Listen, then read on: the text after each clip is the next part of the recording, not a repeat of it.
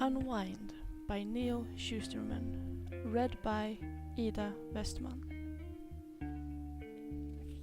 The Bill of Life. The Second Civil War, also known as the Heartland War, was a long and bloody conflict fought over a single issue. To end the war, a set of constitutional amendments known as the Bill of Life was passed. It satisfied both the pro-life and the pro-choice armies. The Bill of Life stated that human life may not be touched from the moment of conception until a child reaches the age of 13. However, between the ages of 13 and 18, a parent may choose to retroactively abort a child on the condition that the child's life doesn't technically end. The process by which a child is both terminated and yet kept alive is called unwinding. Unwinding is now a common and accepted practice in society. Part 1. Triplicate. I was never going to amount to much anyway, but now, statistically speaking, there's a better chance that some part of me will go on to greatness somewhere in the world. I'd rather be partly great than entirely useless. Samson Ward. 1. Connor. There are places you can go, Ariana tells him, and a guy as smart as you has a decent chance of surviving to 18. Connor isn't so sure, but looking into Ariana's eyes makes his doubts go away, if only for a moment.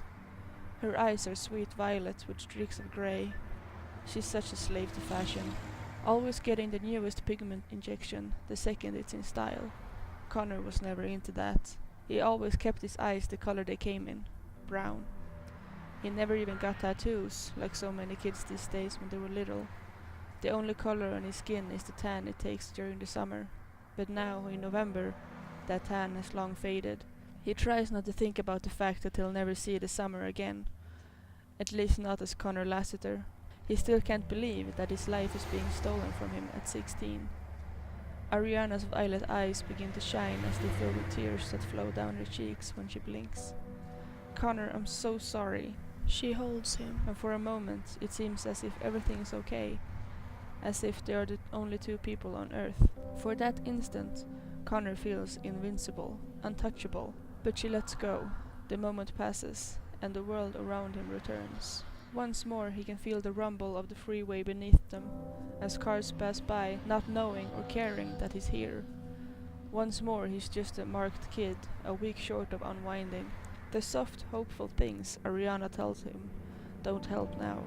He can barely hear her over the rush of traffic. This place where they hide from the world is one of those dangerous places that make adults shake their heads, grateful that their own kids aren't stupid enough to hang out on the ledge of a freeway overpass. For Connor, it's not about stupidity or even rebellion. It's about feeling life. Sitting on this ledge, hidden behind an exit sign, is where he feels most comfortable. Sure, one false step and he's roadkill. Yet for Connor, life on the edge is home. There have been no other girls he's brought here, although he hasn't told Ariana that. He closes his eyes, feeling the vibrations of the traffic as if it's pulsing through his veins. A part of him. This has always been a good place to get away from fights with his parents, or when it just feels generally boiled. But now Connor's beyond boiled. Even beyond fighting with his mom and dad. There's nothing more to fight about. His parents signed the order. It's a done deal. We should run away, Ariana says. I'm fed up with everything too. My family, school, everything. I could kick Abel and never look back. Connor hangs on the thought. The idea of kicking Abel by himself terrifies him. He might put up a tough front. He might act like the bad boy at school. But running away on his own? He doesn't even know if he has the guts. But if Ariana comes, that's different. That's not alone. Do you mean it? Ariana looks at him with her magical eyes. Sure I do. I could leave here, if you asked me. Connor knows this is major.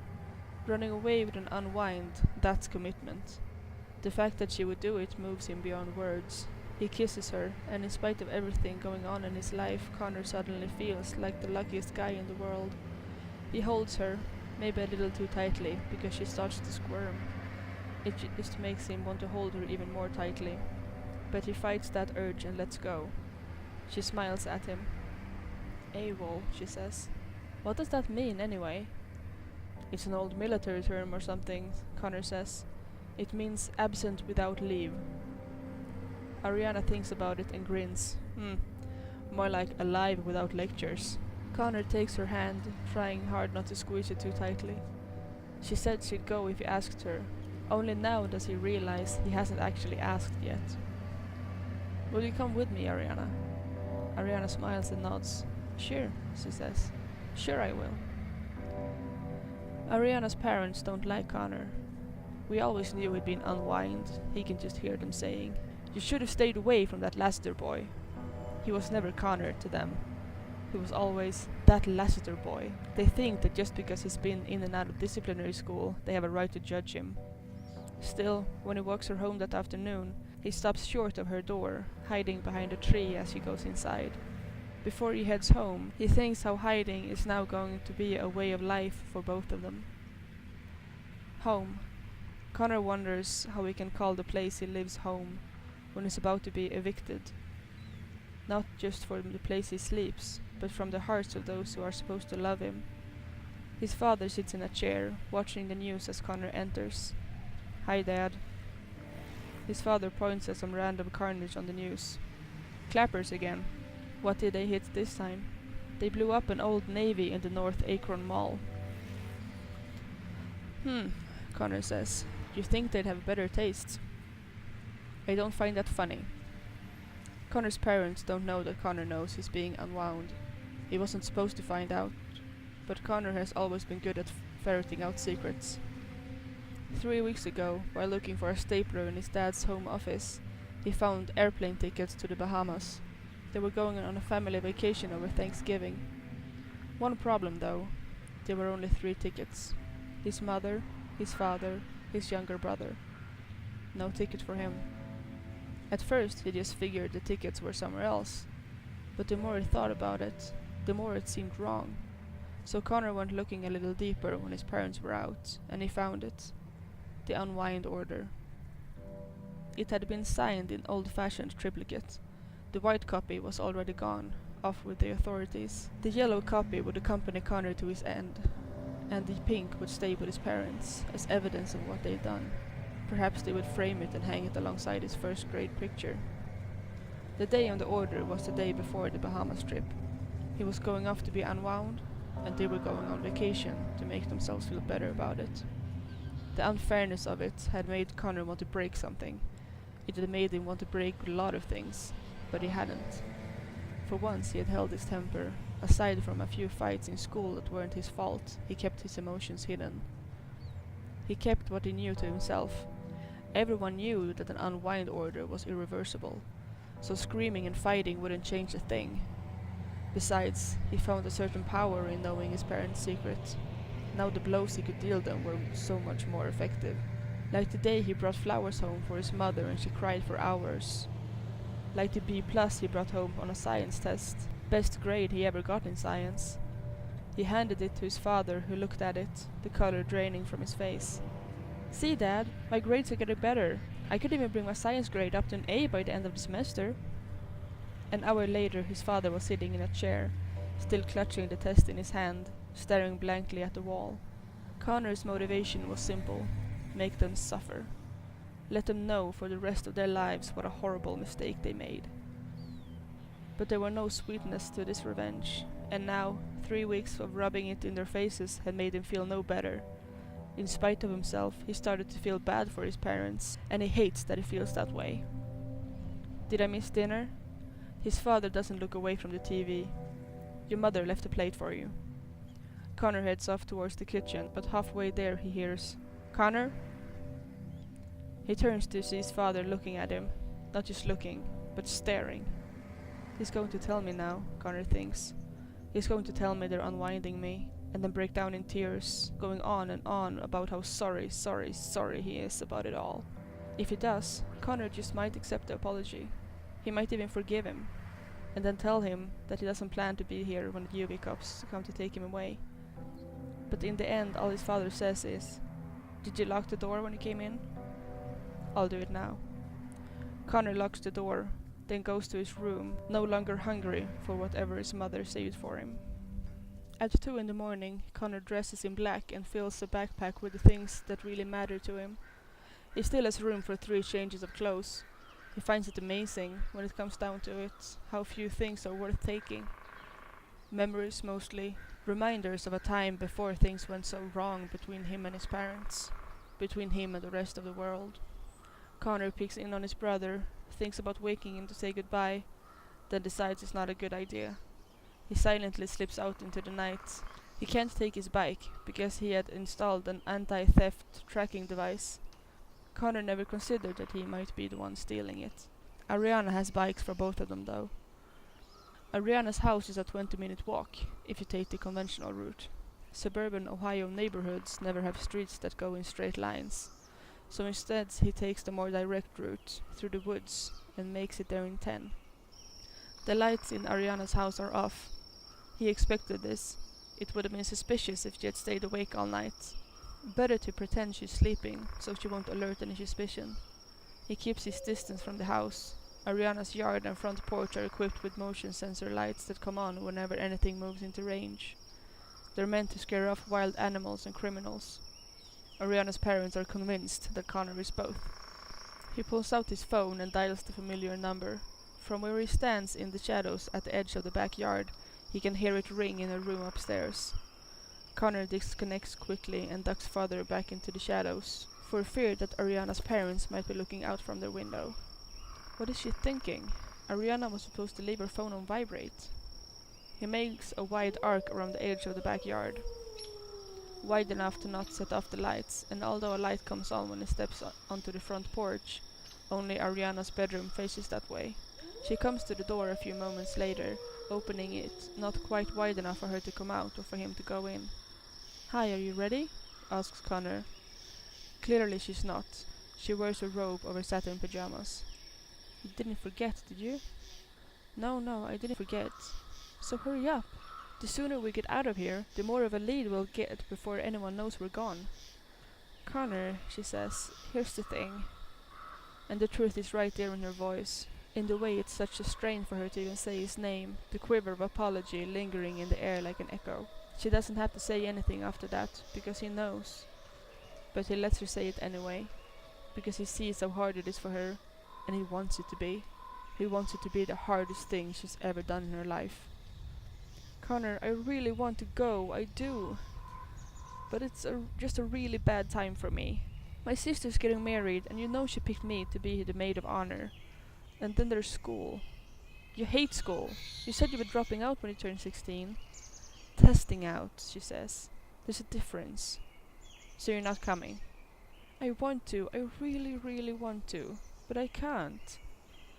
"So everything we talked about was just a lie?" "No," says Ariana. "It was a dream. Reality got in the way, that's all. And running away doesn't solve anything." "Running away is the only way to save my life," Connor hisses. "I'm about to be unwound, in case you forgot." She gently touches his face. "I know," she says, "but I'm not." Then a light comes on at the top of the stairs, and reflexively Ariana closes the door a few inches. "Ari?" Connor hears her mother say. "What is it? What are you doing at the door?" Connor backs up out of view, and Ariana turns to look up the stairs. "Nothing, Mom. I thought I saw a coyote from my window and just wanted to make sure the cats weren't out." "The cats are upstairs, honey. Close the door and go back to bed." "So I'm a coyote," says Connor.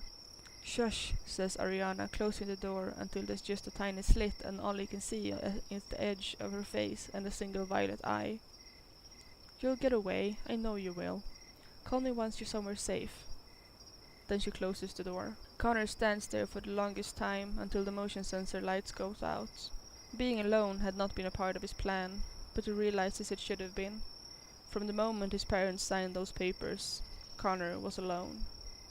He can't take the train, he can't take a bus. Sure, he has enough money, but nothing's leaving until morning, and by then they'll be looking for him in all the obvious places. Unwinds on the run are so common these days, they have whole teams of UE cops dedicated to finding them. The police have it down to an art.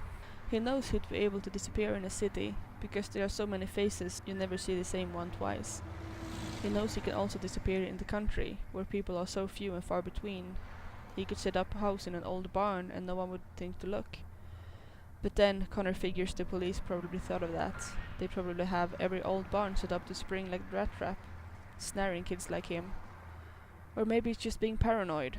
No, Connor knows his situation calls for justified caution.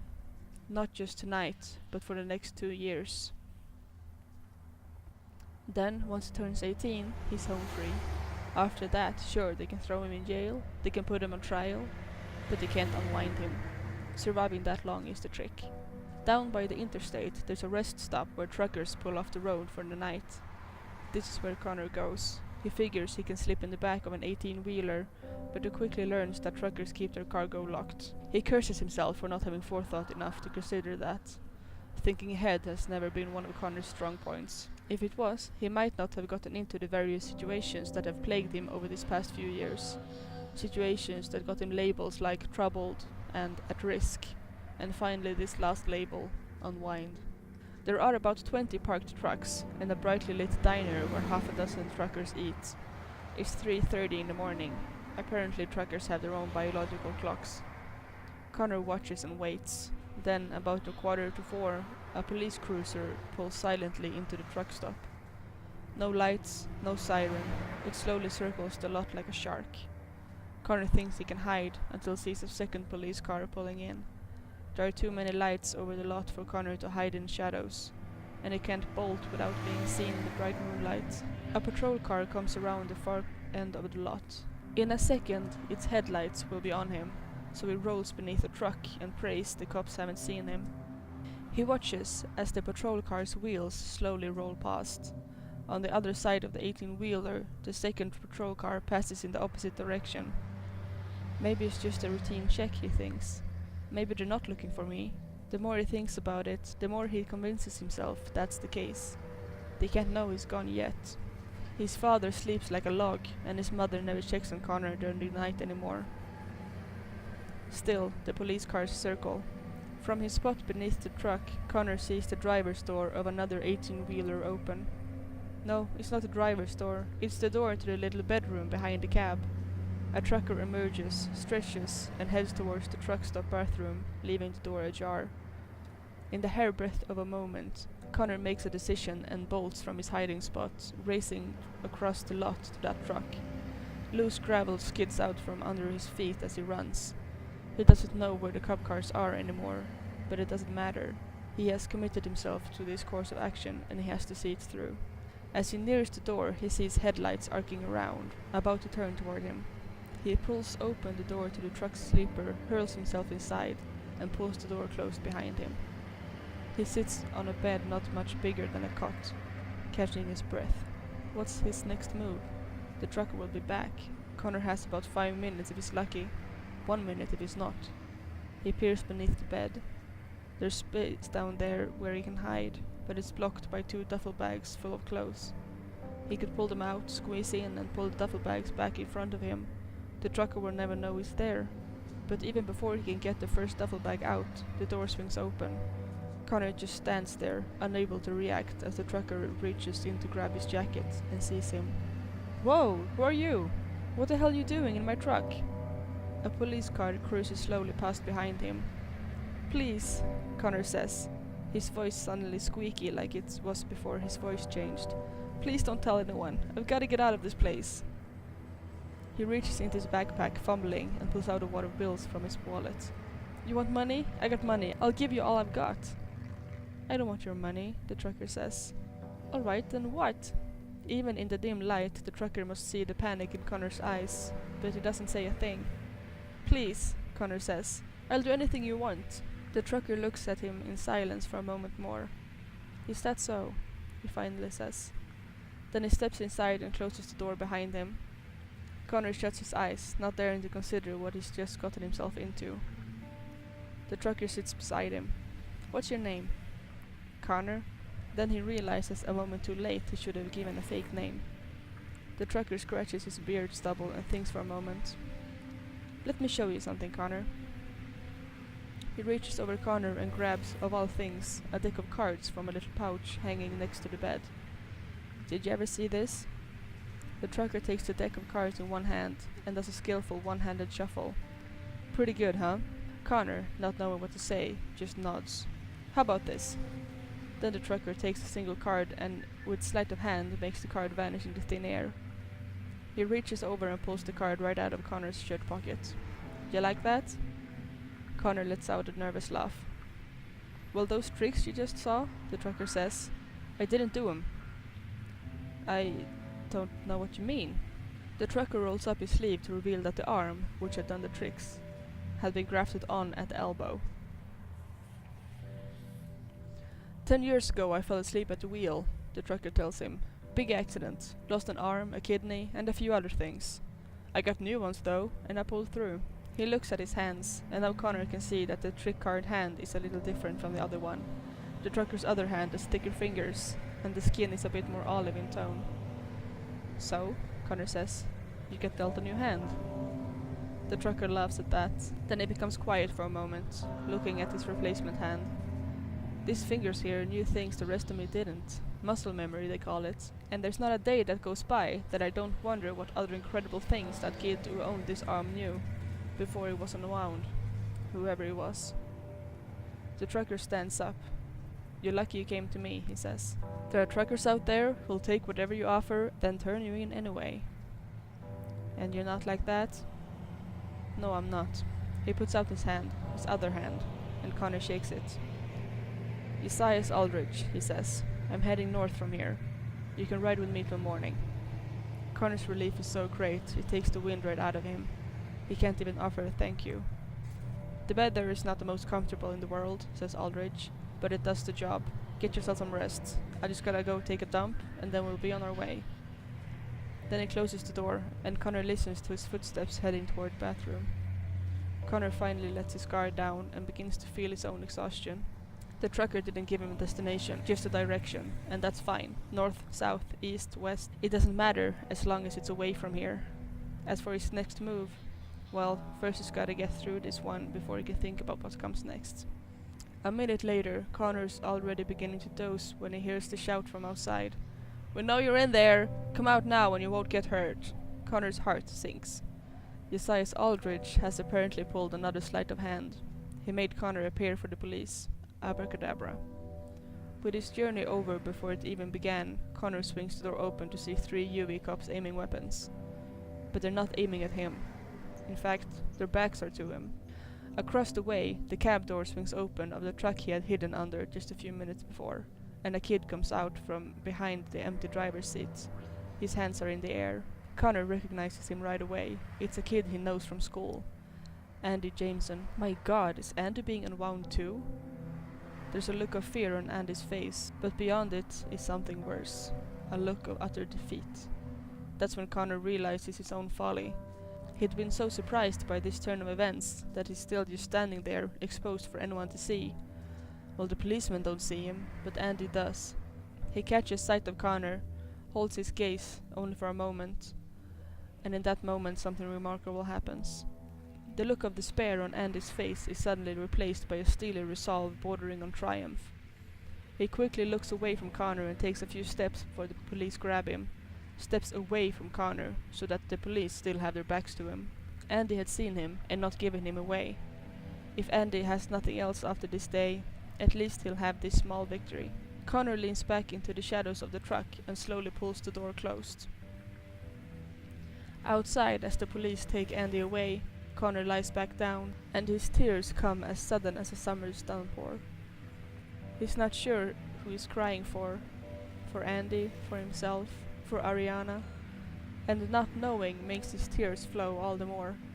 Instead of wiping the tears away, he lets them dry on his face like he used to when he was a little boy, and the things he cried about were so insignificant that they'd be forgotten by morning.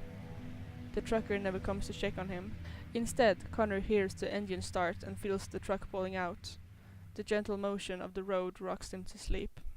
The ring of Connor's cell phone wakes him out of a deep sleep.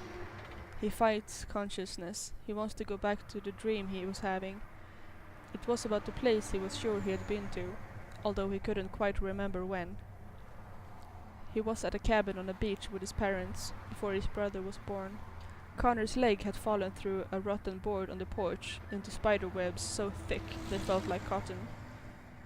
Connor had screamed and screamed from the pain and the fear of the giant spider that he was convinced would eat his leg off. And yet this was a good dream, a good memory, because his father was there to pull him free and carry him inside, where they bandaged his leg and sat him by the fire with some kind of cider so flavorful he could still taste it when he thought about it. His father told him a story that he can no longer remember, but that's alright. It wasn't the story, but the tone of his voice that mattered. A gentle baritone rumble, as calming as waves breaking on a shore. Little boy Connor drank his cider and leaned back against his mother, pretending to fall asleep. But what he was really doing was trying to dissolve into the moment and make it last forever. In the dream he did dissolve. His whole being flowed into the cider cup, and his parents placed it gently on the table, close enough to the fire to keep it warm forever and always. Stupid dreams. Even the good ones are bad, because they remind you how poorly reality measures up. His cell phone rings again, chasing away the last of the dream. Connor almost answers it. The sleeper room of the truck is so dark he doesn't realize at first he's not in his own bed. The only thing that saves him is that he can't find his phone and he must turn on a light. When he finds a wall where his nightstand should be, he realizes that this isn't his room. The phone rings again. That's when it all comes back to him, and he remembers where he is. Connor finds his phone in his backpack. The phone ID says the call is from his father. So now his parents know he's gone. Do they really think he'll answer his phone? He waits until voicemail takes the call. Then he turns off the power. His watch says 7:30 a.m. He rubs the sleep out of his eyes, trying to calculate how far they've come. The truck isn't moving anymore, but they must have traveled at least 200 miles while he slept. It's a good start. There's a knock on the door. "Come on out, kid, your ride's over." Connor's not complaining. It was outrageously generous of this truck driver to do what he did. Connor won't ask any more of him. He swings open the door and steps out to thank the man. But it's not Josias Aldrich at the door. Aldrich is a few yards away being handcuffed, and in front of Connor is a policeman, a juvie cop wearing a smile as big as all outdoors. Standing 10 yards away is Connor's father, still holding the cell phone he just called from. "It's over, son," his father says. It makes Connor furious. "I'm not your son," he wants to shout. "I stopped being your son when you signed the Unwind order." But the shock of the moment leaves him speechless. It had been so stupid of Connor to leave his cell phone on. That's how they tracked him. And he wonders how many other kids are caught by their own blind trust of technology. Well, Connor's not going the way Andy Jameson did. He quickly assesses the situation. The truck has been pulled over on the side of the interstate by 2 highway patrol cars and a juvie cop unit. Traffic barrels past at 70 miles per hour, oblivious to the little drama unfolding on the shoulder. Connor makes a split-second decision and bolts, pushing the officer against the truck and racing across the busy highway. Would they shoot an unarmed kid in the back, he wonders? Or would they shoot him in the legs and spare his vital organs? As he races onto the interstate, cars swerve around him, but he keeps on going. "Connor, stop!" he hears his father yell. Then he hears a gun fire. He feels the impact, but not in his skin. The bullet embeds in his backpack. He doesn't look behind him. Then, as he reaches the highway median, he hears another gunshot, and a small blue splotch appears on the center divider. They're firing tranquilizer bullets. They're not taking him out, they're trying to take him down. And they're much more likely to fire tranq bullets at will than regular bullets. Connor climbs over the center divider and finds himself in the path of a Cadillac that's not stopping for anything. The car swerves to avoid him, and by sheer luck, Connor's momentum takes him just a few inches out of the Caddy's path. Its side mirror smacks him painfully in the ribs before the car screeches to a halt, sending the acrid stench of burned rubber up his nostrils. Holding his aching side, Connor sees someone looking at him from an open window over the back seat. It's another kid, dressed all in white. The kid is terrified. With the police already reaching the center divider, Connor looks into the eyes of this frightened kid and knows what he has to do. It's time for another split-second decision. He reaches through the window, pulls up the lock and opens the door.